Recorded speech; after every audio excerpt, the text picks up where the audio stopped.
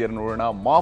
ಮಾಫಿಯನ್ನ ಮಾಡಿ ಅಂತ ಕೇಳ್ತಾ ಇದ್ದಾರೆ ಈಗ ಆರೋಪಿಗಳು. ದರ್ಶನ್ ಪ್ರಕರಣದಲ್ಲಿ ನಾವು ಮಾಫಿ ಸಾಕ್ಷಿ ನುಡಿತಿದ್ದೇವೆ. ರೇಣುಕಾಸ್ವಾಮಿ ಕೊಲೆ ಕೇಸ್ನಲ್ಲಿ ದರ್ಶನ್ ಮತ್ತು ಪವಿತ್ರ ಗೌಡಗೆ ಎದುರಾಗಿರುವಂತಹ ಟೆನ್ಷನ್ ಇದು. ಯಾವಾಗ ಇವರು ಮಾಫಿ ಸಾಕ್ಷಿಗಳಾಗ್ತಾರೋ, ಜೊತೆಗಿದ್ದವರೇ ಮಾಫಿ ಸಾಕ್ಷಿಗಳಾಗಿದ್ದಾಗ ಅದು ಬಹಳ ಪ್ರಮುಖ ಆಗುತ್ತೆ. ಇಂತಹ ಪ್ರಕರಣಗಳಲ್ಲಿ ಮಾಫಿ ಸಾಕ್ಷಿಯಾಗಲು ಮೂವರು ನಿರ್ಧರಿಸಿದ್ದಾರೆ. ಇಬ್ಬರಿಂದ ಕೋರ್ಟ್ಗೆ ಅರ್ಜಿಯೂ ಕೂಡ ಸಲ್ಲಿಕೆಯಾಗಿದೆ. ಕೋರ್ಟ್ಗೆ ಅರ್ಜಿಯನ್ನು ಸಲ್ಲಿಸಿರುವಂತದ್ದು A14 ಆಗಿರುವಂತಹ ಪ್ರದೂಷ್ ಹಾಗೆಯೇ A10 ಆಗಿರುವಂತಹ ವಿನಯ್. ಇವರಿಬ್ಬರು ಈಗಾಗಲೇ ಕೋರ್ಟ್ಗೆ ಅರ್ಜಿಯನ್ನು ಸಲ್ಲಿಸಿದ್ದಾರೆ. A8 ರವಿಶಂಕರ್ ಕೂಡ CRPC 307 ಅಡಿಯಲ್ಲಿ ಮಾಫಿ ಸಾಕ್ಷಿಯಾಗೋದಿಕ್ಕೆ ತೀರ್ಮಾನವನ್ನ ಕೈಗೊಂಡಿದ್ದಾರಂತೆ. ಪ್ರದೂಷ್ ಮಾಫಿ ಸಾಕ್ಷಿಗೆ ಪ್ರಾಸಿಕ್ಯೂಷನ್ ನಲ್ಲಿ ಇವತ್ತು ವಿಚಾರಣೆನ ನಡೆದು ಅದಾದ ನಂತರ ಪ್ರಾಸಿಕ್ಯೂಷನ್ ವಾದವನ್ನ ಕೇಳಿ ಅದಕ್ಕೆ ಒಪ್ಪಿಗೆಯನ್ನ ಸೂಚಿಸಲಾಗಿದೆ. ಕೋರ್ಟ್ಗೆ ಷರತ್ತುಬದ್ಧ ಒಪ್ಪಿಗೆಯನ್ನ ಸೂಚಿಸಿರುವಂತದ್ದು. ಆ ಮೂಲಕ ನಾವು ಯಾವ ಸ್ವರೂಪದಲ್ಲಿ ಇದನ್ನು ಬಳಕೆ ಮಾಡಿಕೊಳ್ತೀವಿ, ಗೊತ್ತಿರುವ ಎಲ್ಲಾ ಸತ್ಯಗಳನ್ನು ಹೇಳಲು ಆರೋಪಿ ಪ್ರದೋಷ್ಗೆ ಅವಕಾಶವನ್ನು ಮಾಡಿಕೊಡಲಾಗುತ್ತೆ. ಉಳಿದ ಆರೋಪಿಗಳ ವಿರುದ್ಧದ ಆರೋಪಕ್ಕೆ ಸಂಬಂಧಿಸಿದ ವಿಷಯ ಹೇಳೋದಕ್ಕೂ ಕೂಡ ಅವಕಾಶವನ್ನ ಮಾಡಿಕೊಡಲಾಗುತ್ತೆ. ಪ್ರದೋಷ್ ಮಾಫಿ ಅರ್ಜಿಗೆ ಉಳಿದ ಆರೋಪಿಗಳ ಆಕ್ಷೇಪ ಪರಿಗಣಿಸಬೇಕೇ ಬೇಡವೇ ಅನ್ನೋದರ ಬಗ್ಗೆಯೂ ಕೂಡ ಸೋಮವಾರ ಆದೇಶವನ್ನ ನೀಡೋದಾಗಿ ಕೋರ್ಟ್ ಹೇಳಿದೆ. ಇಷ್ಟಕ್ಕೂ ಇಲ್ಲಿ ಮಾಫಿ ಸಾಕ್ಷಿ ನುಡಿಯೋದಕ್ಕೆ ಬಂದಂತವ್ರು ಯಾರ್ಯಾರು? ನಟ ದರ್ಶನ್ ಅವರ ಆಪ್ತರಾಗಿದ್ದಂಥ A14 ಪ್ರದೂಷ್. ರೇಣುಕಾಸ್ವಾಮಿ ಸಾವಿನ ವಿಷಯ ದರ್ಶನ್ಗೆ ಈತ ತಿಳಿಸ್ತಾನೆ ಮತ್ತು ದರ್ಶನ್ ಕಡೆಯಿಂದ 30 ಲಕ್ಷ ರೂಪಾಯಿ ಹಣ ಸ್ವೀಕರಿಸಿರುವಂತಹ ಆರೋಪ ಈತನ ಮೇಲಿದೆ. ಬೇರೆ ವ್ಯಕ್ತಿಗಳನ್ನ ಇದರಲ್ಲಿ ಶರಣಾಗತರನ್ನಾಗಿಸೋದಕ್ಕೆ ಈತನೇ ಸೂತ್ರಧಾರನಾಗಿದ್ದ ಅನ್ನುವಂತಹ ಆರೋಪ ಈ ವ್ಯಕ್ತಿಯ ವಿರುದ್ಧ ಆಯಿತು.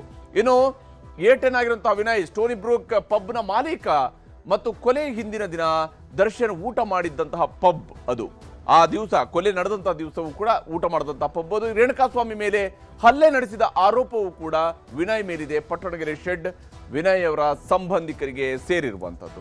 ಹಾಗೇನೆ ಈ ಪ್ರಕರಣದಲ್ಲಿ ಈಗ ಕೊಲೆಯ ಬಳಿಕ ಪ್ರಕರಣವನ್ನ ಮುಚ್ಚಿ ಹಾಕುವಂತಹ ಪ್ರಯತ್ನವನ್ನ ವಿನಯ್ ಕೂಡ ಮಾಡಿದಂತಹ ಆರೋಪ ಇತ್ತು.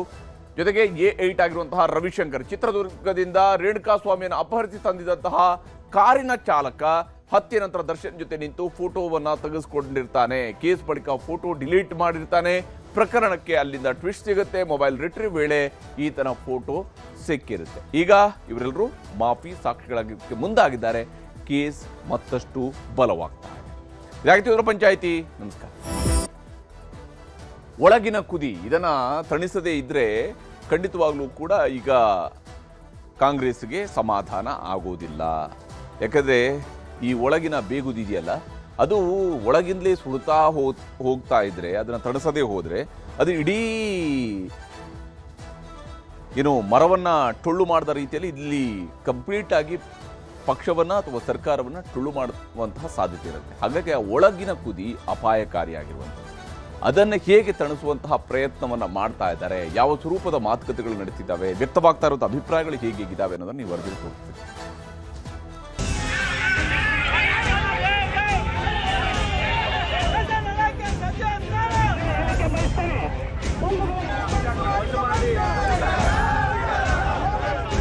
ಯಾರೋ ವ್ಯಕ್ತಿ ಮನೆ ಸೇರ್ಸಕ್ಕೆ ತಮ್ಮನ ಮನೆ ಸೇರ್ಸಕ್ಕೆ ಅತೃಪ್ತ ಆಗ್ತಕ್ಕಂಥದ್ದು ಸಹಜ. ಸುರ್ಜೇವಾಲ ಅವರು ನನಗೇನು ಭೇಟಿಯಾಗಿಲ್ಲ. ಹರಿಪ್ರಸಾದ್ ಅವರು ನನಗೆ ಭೇಟಿಯಾಗಿಲ್ಲ.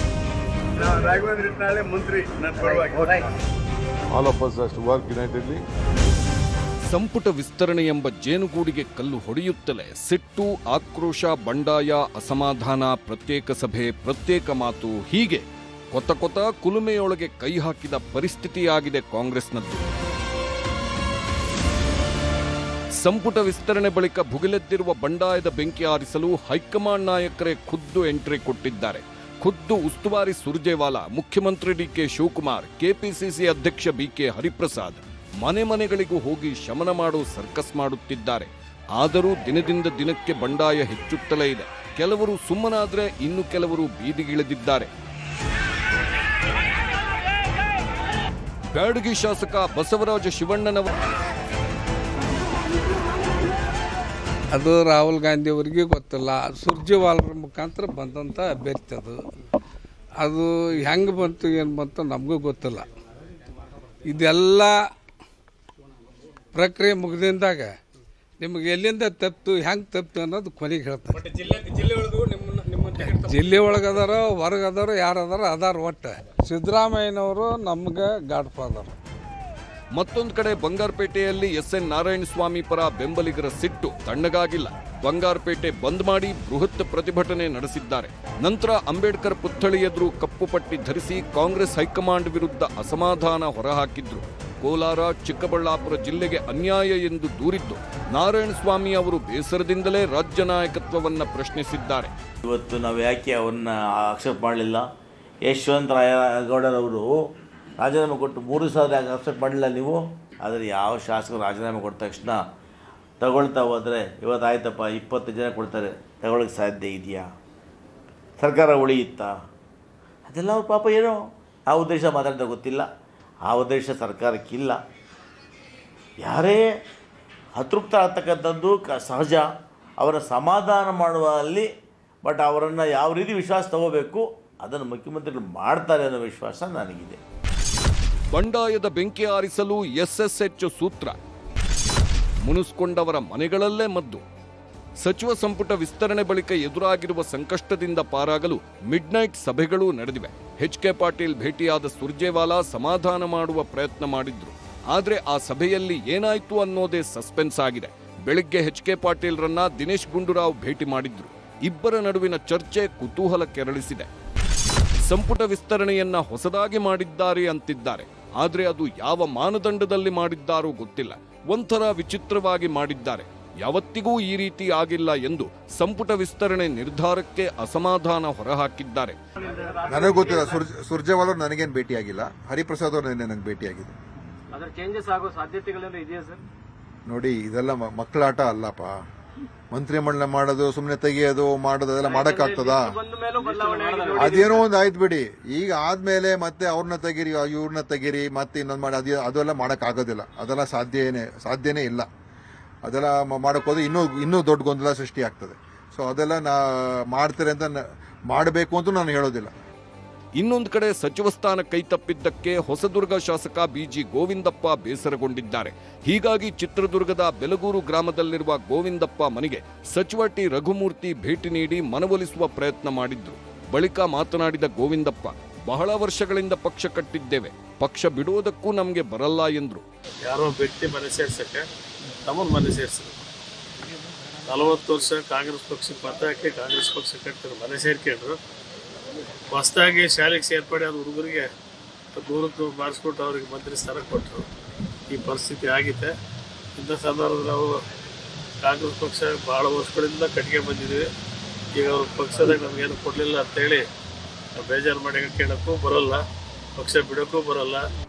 ಇನ್ನು ಕೊಪ್ಪಳಕ್ಕೆ ಬಂದ ಬಸವರಾಜ ರಾಯರೆಡ್ಡಿ ಸ್ವಾಗತಕ್ಕೆ ಜಿಲ್ಲಾ ಕಾಂಗ್ರೆಸ್ನ ಯಾರೂ ಬರದೆ ಅಸಮಾಧಾನ ಬೀದಿಗೆ ಬಿದ್ದಿತ್ತು.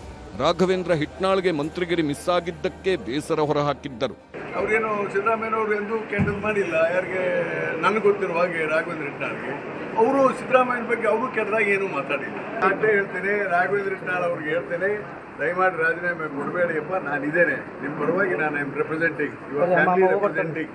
ಹೀಗಾಗಿ ರಾಘವೇಂದ್ರ ಹಿಟ್ನಾಳೆ ಮಂತ್ರಿ ನನ್ನ ಪರವಾಗಿ. ಮತ್ತೊಂದು ಕಡೆ ಮುಧೋಳ ನಗರದಲ್ಲಿರುವ ಮಾಜಿ ಸಚಿವ RB ತಿಮ್ಮಾಪುರ ಮನೆಗೆ ನೂತನ ಸಚಿವ ವಿಜಯಾನಂದ ಕಾಶಪ್ಪನವರು ಭೇಟಿ ಕೊಟ್ಟಿದ್ದರು. ತಿಮ್ಮಾಪುರ ನಂಜಯ್ಯನ ಮಠ ಆಡಿಯೋ ವೈರಲ್ ಆದ ಬೆನ್ನಲ್ಲೇ ಈ ಭೇಟಿ ಮಹತ್ವ ಪಡೆದುಕೊಂಡಿತ್ತು. ತಿಮ್ಮಾಪುರ ಜೊತೆ ಕುಳಿತು ಕೆಲ ಹೊತ್ತು ಚರ್ಚೆ ನಡೆಸಿದ ಕಾಶಪ್ಪನವರು ಮಾಜಿ ಸಚಿವರನ್ನ ಹಾಡಿ ಹೊಗಳಿದ್ರು. ನೋಡಿ, ನಮ್ಮ ಜಿಲ್ಲೆಯ ಒಬ್ಬ ಹಿರಿಯ ನಾಯಕರು, ಮಾಜಿ ಸಚಿವರು, ಇವತ್ತು ಅವರಿಗೆ ಒಂದು ಸೌಜನ್ಯ ರೀತಿಯಲ್ಲಿ ನಾನು ಹೋಗಿ ಭೇಟಿಯಾಗಿ ಅವರಿಗೆ ಈ ರೀತಿ ಬರ ಪರಿಶೀಲನೆ ಮಾಡ್ತಾ ಇದ್ದೀನಿ. ನಿಮ್ಮ ತಾಲೂಕಲ್ಲಿ ಲೋಕಾಪುರಲ್ಲಿ ಕೂಡ ಆಗಿದೆ. ಅವ್ರಿಗೆ ಭೇಟಿಯಾಗಿ ಆ ವಿಚಾರಗಳನ್ನು ತಿಳಿಸಿ, ಅವರಿಗೆ ಒಂದು ವಿಚಾರವನ್ನು ತಿಳಿಸಿ, ಅವರಿಗೆ ತಮ್ಮ ಮಾರ್ಗದರ್ಶನ ಸಲಹೆ ನಮ್ಮ ಜೊತೆಗೆ ಇರಲಿ ಅಂತ ನಾವು ಮಾತನ್ನ ಹೇಳಿ ಬಂದಿದ್ದೀವಿ. ಈ ಎಲ್ಲ ಬೆಳವಣಿಗೆಗಳ ಮಧ್ಯೆಯೇ ವಿಧಾನಸೌಧದಲ್ಲೊಂದು ಅಚ್ಚರಿ ಸೃಷ್ಟಿಯಾಗಿದೆ. ವಿಧಾನಸಭೆ ಅಧ್ಯಕ್ಷರ ಹುದ್ದೆಯಲ್ಲಿ ಈ ಅಚ್ಚರಿ ನಡೆದಿದೆ. ಹಂಗಾಮಿ ಸ್ಪೀಕರ್ ಆಗಿ ಪ್ರಮಾಣ ವಚನ ಸ್ವೀಕರಿಸದಿದ್ದರೂ ಸ್ಪೀಕರ್ ಕಚೇರಿಗೆ ನಾಮಫಲಕ ಅಳವಡಿಸಲಾಗಿದೆ. ಹಂಗಾಮಿ ಸ್ಪೀಕರ್ TB ಜಯಚಂದ್ರ ಎಂದು ರಾಜ್ಯಪಾಲರೇನೋ ನೇಮಕ ಮಾಡಿದ್ದಾರೆ. ವಿಧಾನಸೌಧದ ಮೊದಲನೇ ಮಹಡಿಯಲ್ಲಿರುವ ಸ್ಪೀಕರ್ ಕೊಠಡಿ ಬಳಿ ಕರ್ನಾಟಕ ವಿಧಾನಸಭೆ ಅಧ್ಯಕ್ಷ ಎಂಬ ನಾಮಫಲಕ ರಾರಾಜಿಸುತ್ತಿದೆ. ಆದರೆ ಹಂಗಾಮಿ ಸ್ಪೀಕರ್ ಹುದ್ದೆಯನ್ನ ಒಪ್ಪದಿರುವ ಹಿರಿಯ ಶಾಸಕ TB ಜಯಚಂದ್ರ ಮೇಲೆ ತರಾತುರಿಯಲ್ಲೇ ನಾಮಫಲಕ ಹಾಕಿ ಒತ್ತಡ ಹೇರುವ ಕೆಲಸಗಳೂ ಆಗಿವೆ.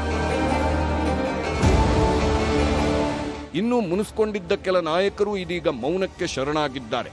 ಟೀಕೆ, ಒತ್ತಡ, ಬಂಡಾಯದಿಂದ ದೂರ ಸರಿದು ಪಕ್ಷದ ಜೊತೆ ಹೋಗುವ ನಿರ್ಧಾರ ಮಾಡಿದ್ದಾರೆ.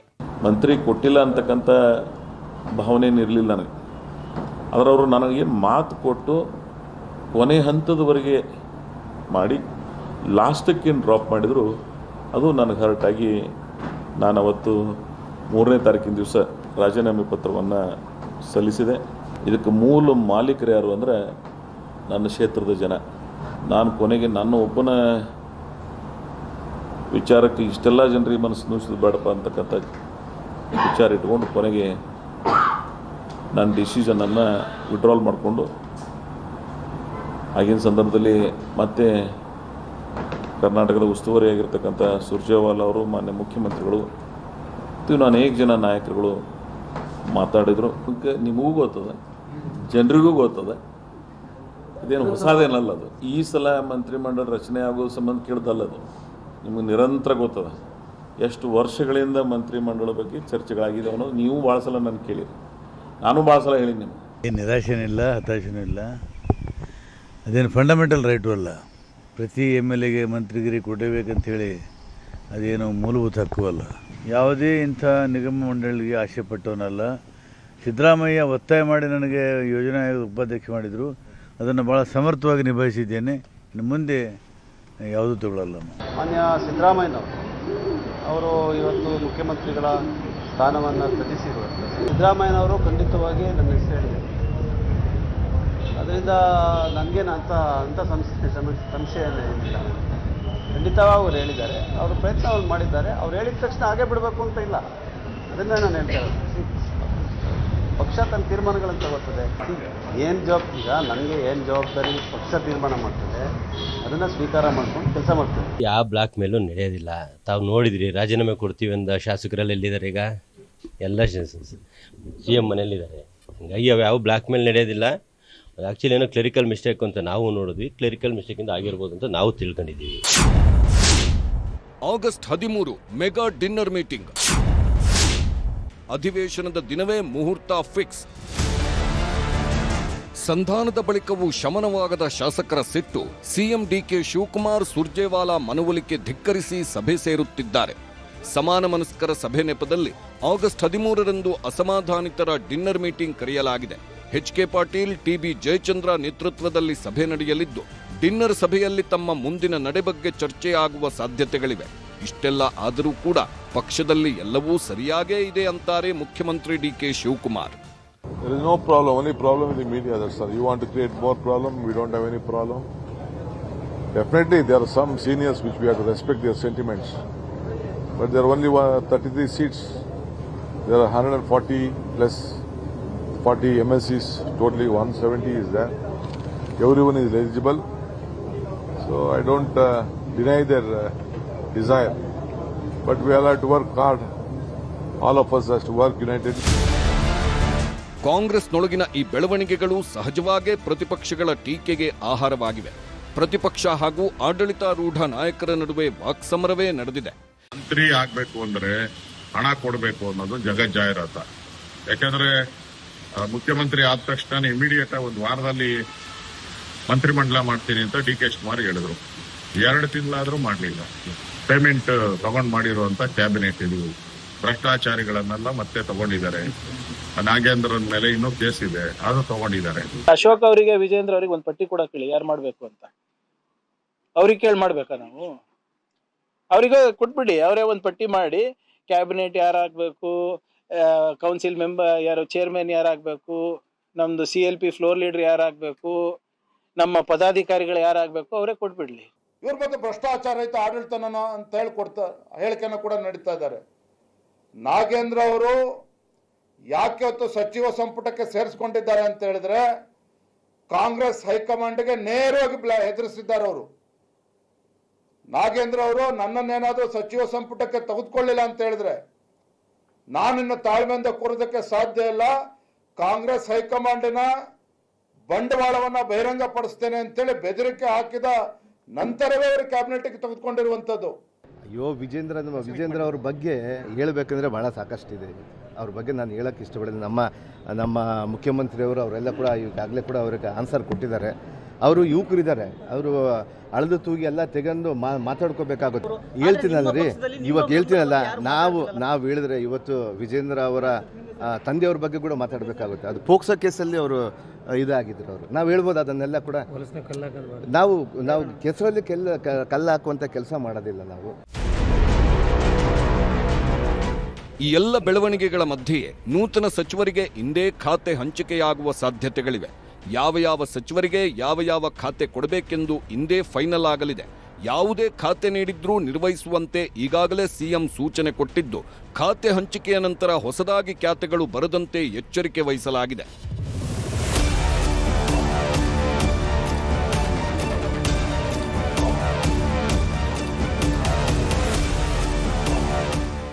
Bureau report, news 18.